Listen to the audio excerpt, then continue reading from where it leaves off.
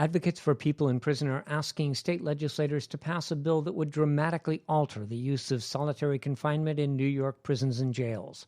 Last year, the state agreed to settle a lawsuit challenging solitary confinement, creating sentencing guidelines that include ending disciplinary confinement for inmates who are under age 18 or pregnant.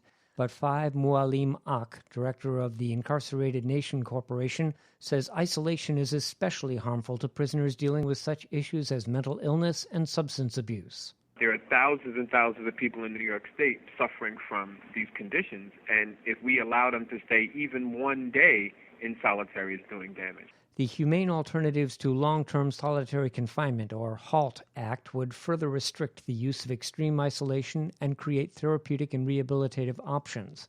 The bill currently has 38 co-sponsors in the Assembly and 12 in the Senate.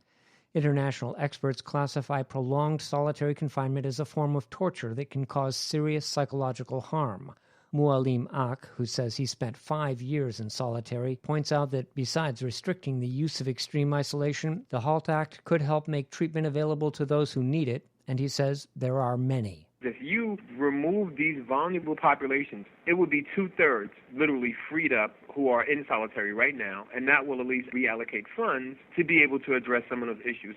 Thousands of inmates are being held in solitary confinement in U.S. prisons and jails, some for decades. Federal lawsuits challenging the practice are being litigated in at least 3 states. For New York News Connection, I'm Andrea Sears.